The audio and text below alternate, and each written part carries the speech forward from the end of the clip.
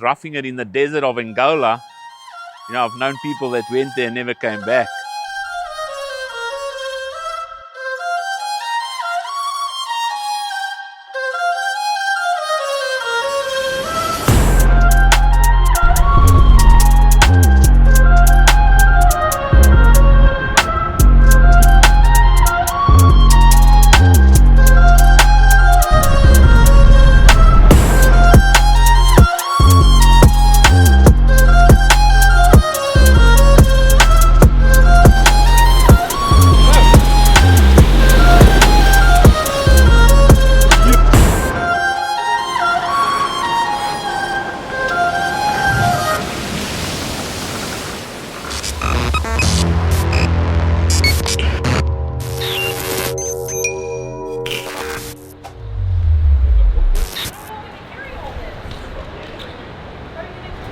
Alright, here we are at DFW on a Tuesday.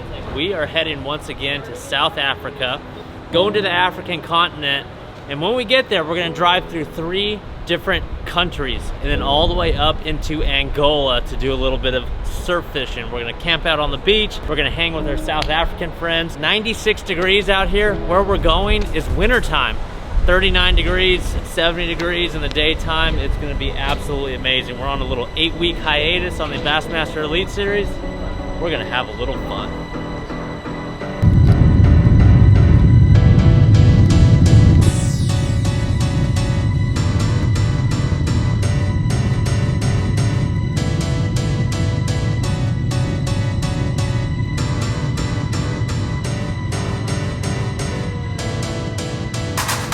Alright, 10.5 hours later, overnight flight to London Heathrow here. We're just on the first leg of 2. We've got about a, 4.5, 5 hour layover.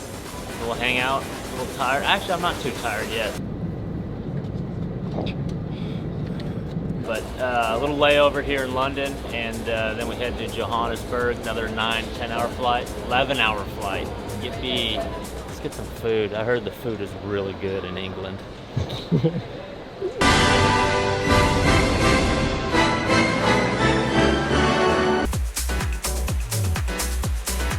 Landed 21 hours total of flying. Got a little bit of sleep. We landed at 7:30 local time here in South Africa. So again, we're gonna meet up with our South African friends, hang out for a few days.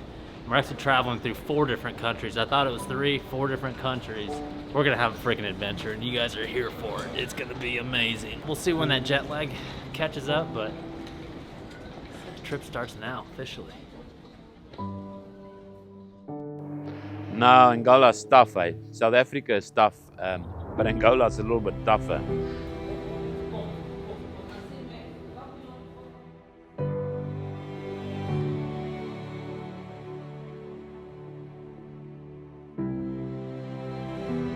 I mean, everything you see on National Geographic is here in Africa. And, you know, when we got the invite to come back after our bass fishing experience, you know, we knew what these people were about. We knew the hospitality. We knew that these guys just wanted to get a line wet and just wanted something to pull back. And, you know, when the option or the offer of let's go to Angola and let's go surf fishing for a week, way out in the middle of nowhere, I mean, we did not hesitate. We said, let's book these flights, let's get out there, and let's experience something new with our new friends.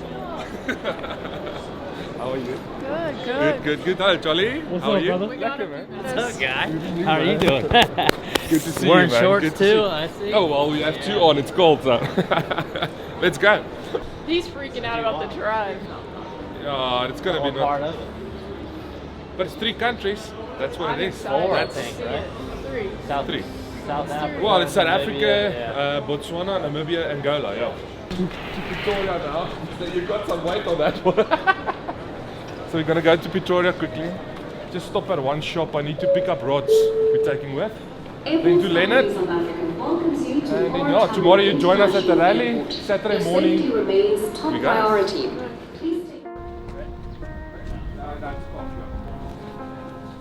Okay, you remember Chris? Who's this guy? What's up, Steve? How you doing? Lekker new, See you buddy. again. Yeah, same Thank you here. for all the good work around here. No problem. Yeah. They say it works well. This is the guy that designed it, so I hope it works. Very cool. I did a lot of surf fishing, we call it. You guys call it surf fishing? Yeah, we surf call it fishing surf. in California. When the current starts moving away and the fish, oh, it's like the best. Look, it's a whole different story here. I think where you guys are going to, it's such pristine, it's a whole different kind of fishing. Yeah, I think it's untouched, it's different fish, Yeah. different big species. But if the fish really bites, you're gonna have 100, 200 fish in a day between the group. If they really operate. Garrick and shad, you Yeah, said? Garrick and shad mostly, and then Yeah. if the carp bites in the park, then it's gonna be fine. Remember, when you're there's nothing. So you're gonna literally go to your shopping, and then you're gonna see nothing for 7 days. A whole lot of nothing. 7 days. That's how it's on operate. There's nothing there. So. All right, that's what we're here for. I went there previously and we just nailed the fish. I mean, like you cannot believe how many fish we caught. It was garricks and it was blue shad. I mean, 4 or 5 kilo shad, catching 30, 40, 50. Every single cast, you miss one, the next one's on. It was just an unbelievable trip, and I just wanted that experience with my boys and my friends from America. Those shad are so big, and in our language we call them elva. Elf. Yeah, you that's keep almost. calling them shad, and I keep thinking gizzard shad. Yeah, you told me you think it's food for bass. Yeah, No, this shad, they eat the bass. I think it's like just the circle of life. When Uncle Lenny, kind of offered this Angola fishing trip from the surf, fishing the west side of Africa, I immediately thought about like my roots of surf fishing for, halibut, stripers, perch out there on the west coast of California. And I'm like, I got this. Like the techniques of casting in the surf, you got to surf your lures through the waves, etc. But it's just like the bass fishing I experienced here. What we know in the United States, bass fishing is so much different in Africa. And the same thing goes with the saltwater species here. It's completely different. This is the ugliest lure I've ever seen in my life. So it's all that this thing's going to do is just going to be on top of the waves. Right. It's called the GT. It's a top order. It is a top All the order. plugs that we're going to throw, except those that you're But going I to throw. thought that was subsurface. No, just this under. is right on top. You gotta time the wave.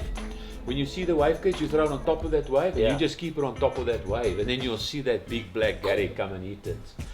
And then you From the side, huh? From the this comes, and you go. Sometimes it goes.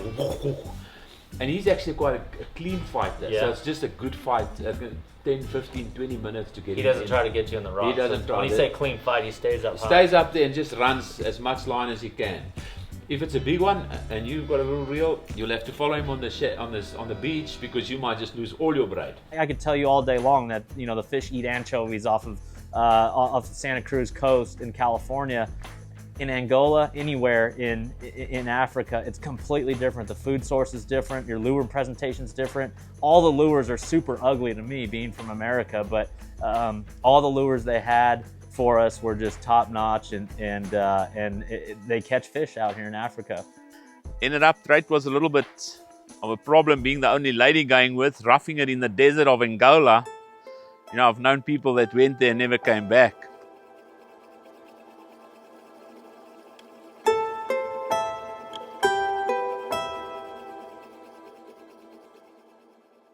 But anyhow, she was a good sport and she went with us and we planned a trip and got in our cars. We were 3 vehicles and off we went all the way north to Angola. We'll keep the bags on ourselves here. Is daar nog iets? Ja, ik kom zo. You can also be for me, right? When we open it, we're gonna get hit. Oh yeah. Let's go. Nice. We have got a long road ahead of us, so we're going to pack some things up. We got our surf rods, got all our tackle here.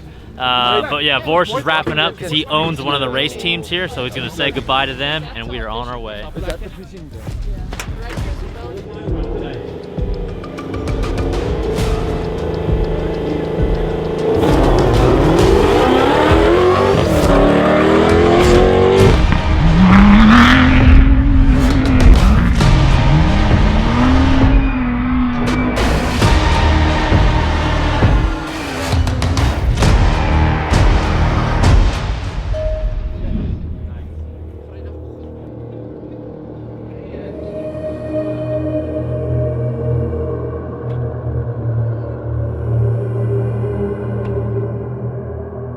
Brutal drive.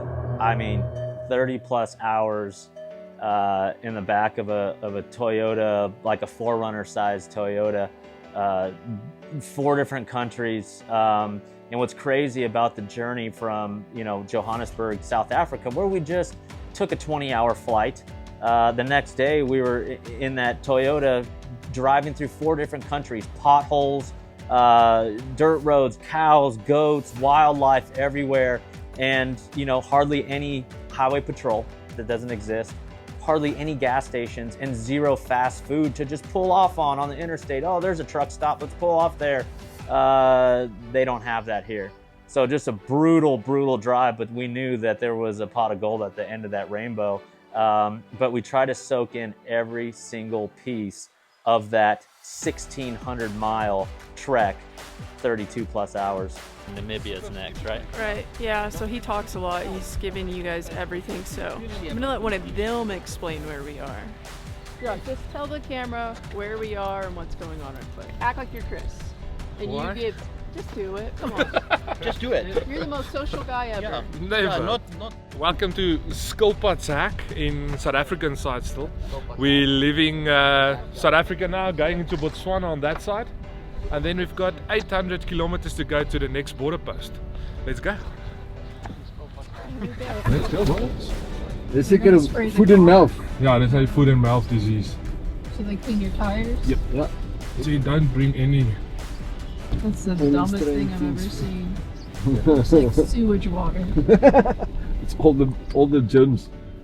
So we're in Botswana, just driving through, but Botswana has a ton of minerals that the world wants, and I don't know, put 2 and 2 together, but conveniently China has built all these nice buildings you see.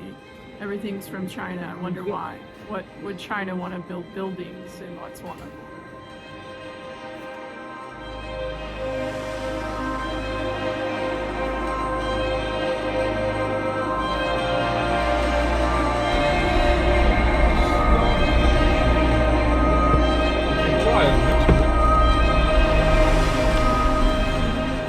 Tires are smoking.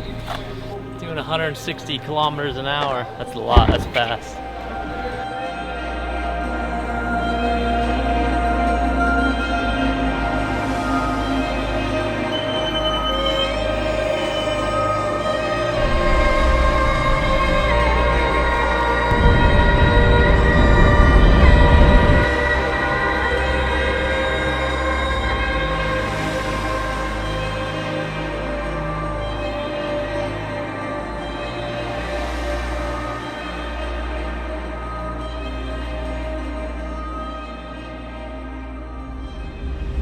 Jock, do you have anything to say right now? Yeah, so we have 116 kilometers to go, and our range on the vehicle says 76. So We'll be good, man. don't worry. It is 8 o'clock at night.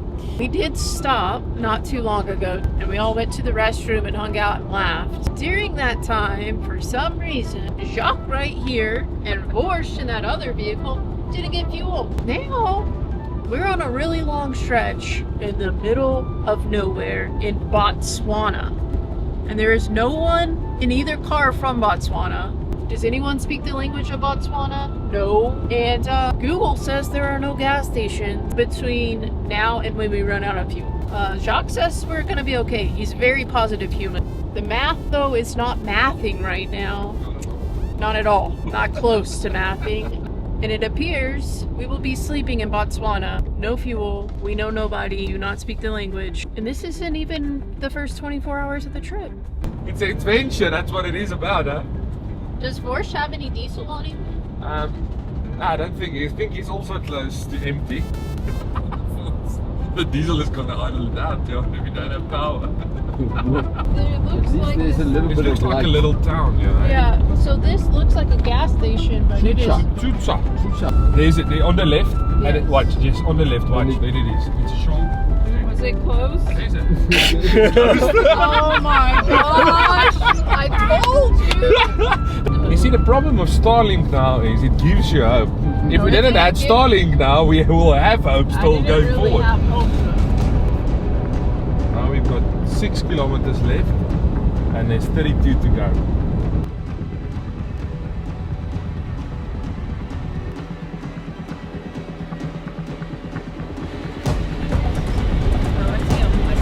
Wait.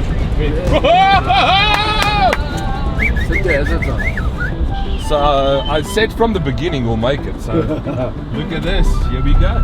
Proper planning. Proper planning. Nothing is We dead made yet. it, but it was kind of quiet. No, there it for a wasn't. little No, bit. it wasn't. It was beautiful. We said we're gonna make it. It was easy. Did you log his quiet time? Even took the last pump. Yeah. Do you want to go a little bit further down?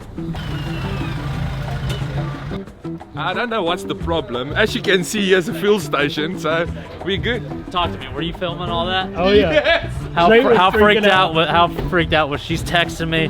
We're gonna run out of gas in the middle of Africa. She almost called her mom. Oh, what's she I'm like, gonna that's do? cruel. Absolutely nothing. She was gonna pray for us, okay? And God had me.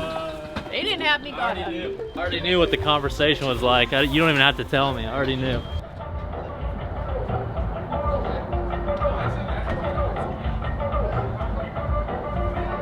Man, I remember one of those nights, and I don't remember if we were in South Africa, Namibia, Botswana, or if this was Angola. I don't remember. It was a part of that 30-hour trip, and you know, all the guys, they said, hey, we got to pull over to use the restroom. Again, there's no truck stops. And it must have been 12:30, 1 o'clock at night. And I look up, and I've never seen so many stars in the sky. This area was so remote. There weren't even any animals out. It was just nothing but desert, trees, barely a road. And it was by far the most remote place I've ever pulled over to use the bathroom off of the side of a road. Those stars, man. It's an open sky. Look how, watch how many stars you can see.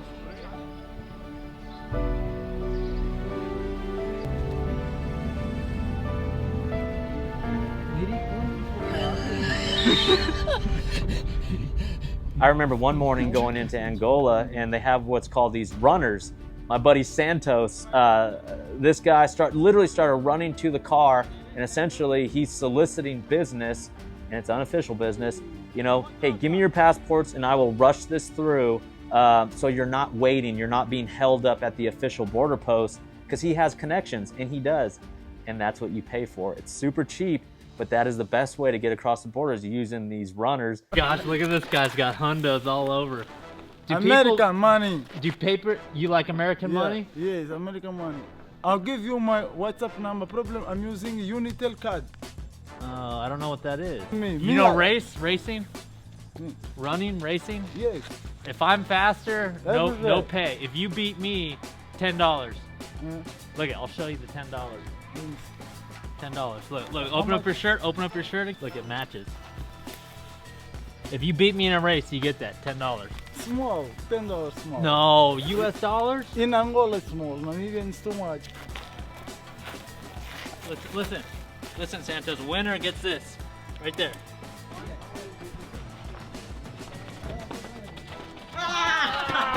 That guy's aligned with me. No. All day, baby. USA. USA.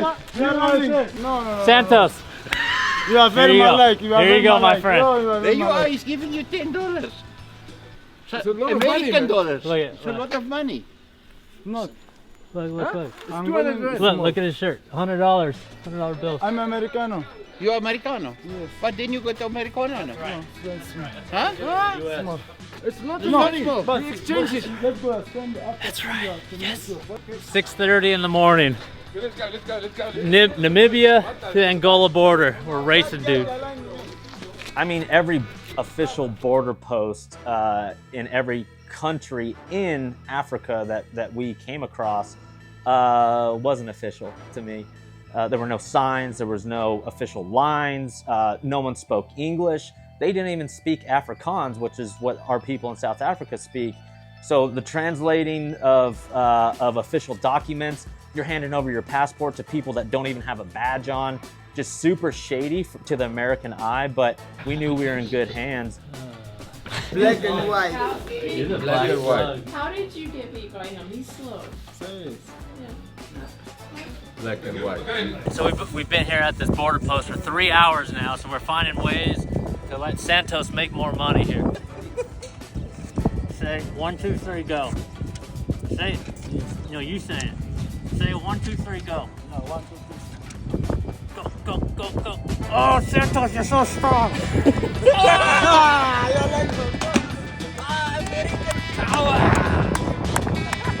got one for you. It's been a morning, boys. It has been a morning, but welcome to Angola. As soon as you cross over the border, there's all these dudes with stacks and stacks of kwanzas or whatever the currency in that country is. And literally, you pull into a gas station, these guys have racks and racks and racks of cash. Where they get it, I don't know. But they want to exchange the previous country's currency to their country.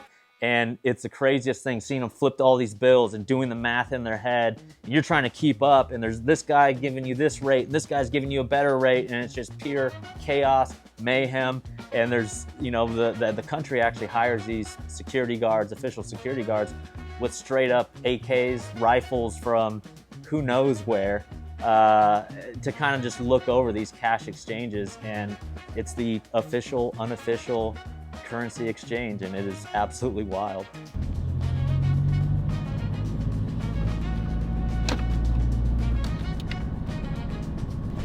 Chris, welcome to a true African experience. Sometimes it's tough, but it will sure as hell be worth it. Absolutely. Bam! Part of the experience. What are we here? What's the deal? We're here for some diesel. It's very cheap, but it looks like it comes at a price.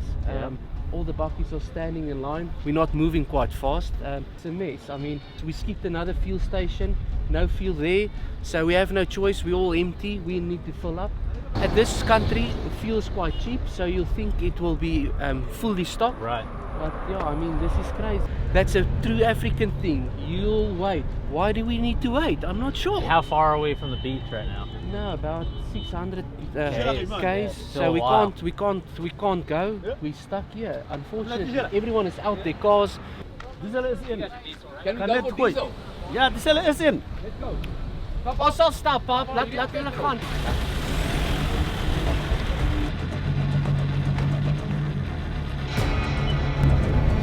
These are all petrol cars, you see.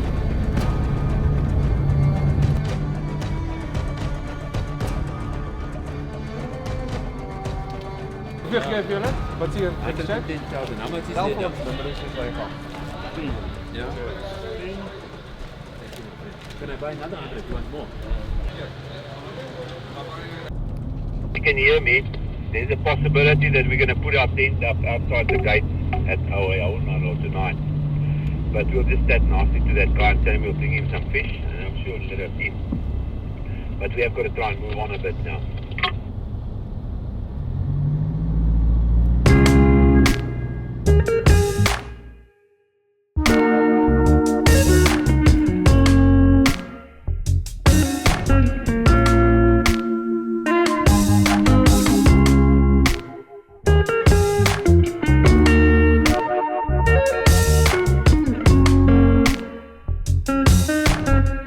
Filling up with fuel, and as Chris is, he's always walking around. Then he's looking for snakes, and then he wants to play golf, and then he wants to fish.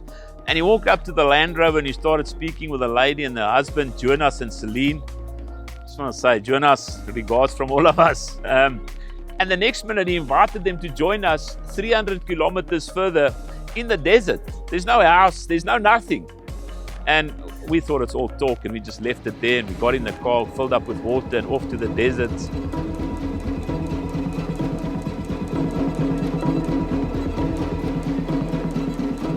Yeah, we must have been on hour 26 or 27 of the drive. I'm halfway asleep, and after driving through a flat desert with the stars and pure nothing, all of a sudden this gorge appears.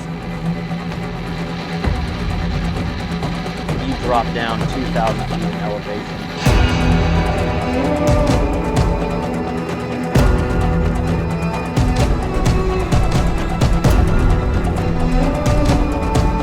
The elevations get lower and lower and lower, and it's just one of the sights to see that you just can't put into words. Nothing in our country compares to the scenery out there, and it's just so far remote, it completely blows your mind.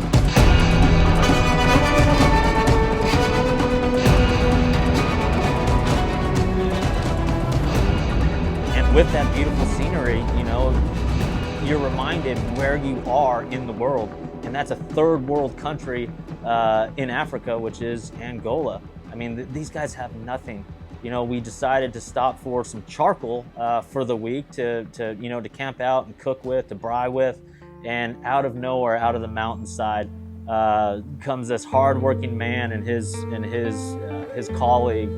These dudes' shoes were barely on their feet because all they do is make charcoal for passers-by on this single road through this gorge, and they try to make $2 here, $3 here, $4 here for these giant sacks of charcoal. And it just goes to show you that these guys, the locals here, are super resourceful, and they'll do absolutely anything, including wearing their shoes out just to make a buck. I mean, this terrain is rough, right? You got all the potholes, you got the roads that just don't exist, dirt roads, barely have tar roads, and then you get to the coast there, and it's just sinking sand dunes. You know, it just reminds me of quicksand when you're a kid.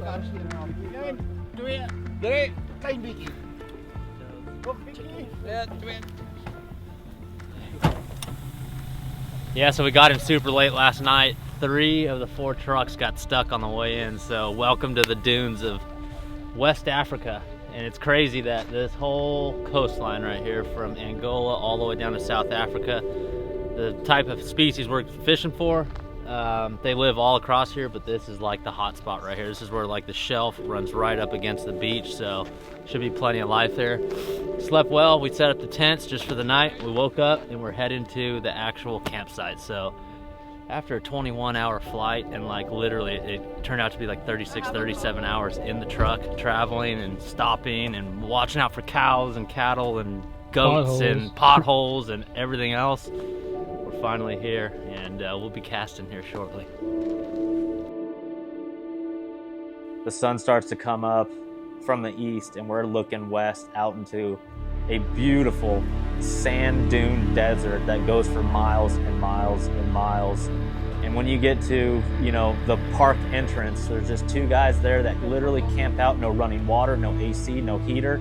They live out there and collect the small funds that it's required to go out onto that Angola beach and, you know, see the shipwreck and see the ocean and go and fish. I've got 15 people who came through the border, who came through the road. Took us 36 hours to get here. It's hell to get here. The last thing we need is for someone to say to us, listen, you didn't have a fishing license. We started this process to find out what we need. We show you 15 acres to get everything in place. So I don't mind paying you this $15. If they use it for conservation, what they use it for, I don't mind. I just want the fishing license to get you fish. And so I will give it to you. And then you organize the fishing license for us. Thank you very much. Everyone was so tired after that 30-hour drive, and we were so excited because we could smell the ocean, we could see the ocean. All right, let's get to the beach, let's start fishing right now. And you know, some of the guys had 2-wheel drive, some of the guys had 4-wheel drive, some of the 4-wheel drives weren't working. And with that excitement of, oh, we are so close, we just gunned it right through the sand dunes, and 2 vehicles got stuck immediately.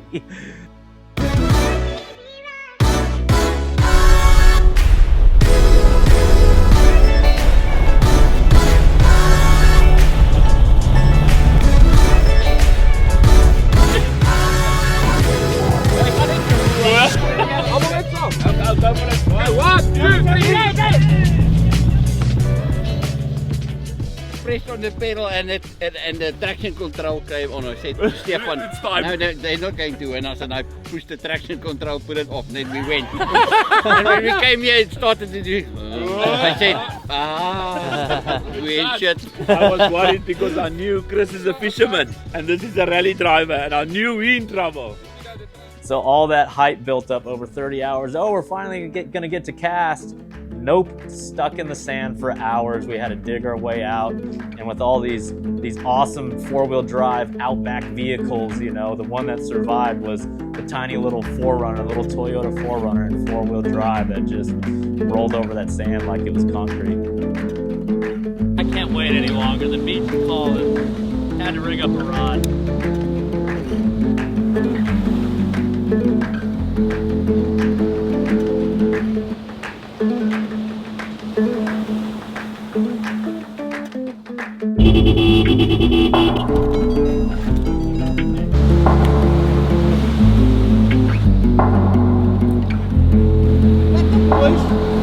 talent fish. Small. Oi. Oh, that's a shad, boys. From here. Yeah. You know, I've been out to the sand dunes out in central California, and again, nothing compares to the remoteness, the quietness, that offshore breeze coming off a huge ocean like that. I mean, nothing, you can't put into words just how crazy it is knowing where you're at on the planet at that point.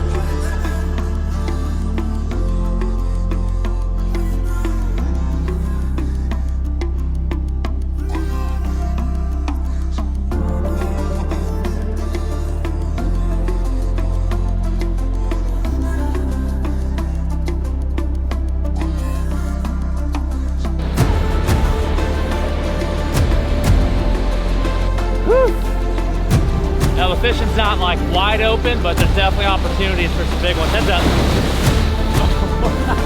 Earlier this morning, it was like every cast on those like bluefish or shad they call them. They were spraying bait like right in front of me. It was wild.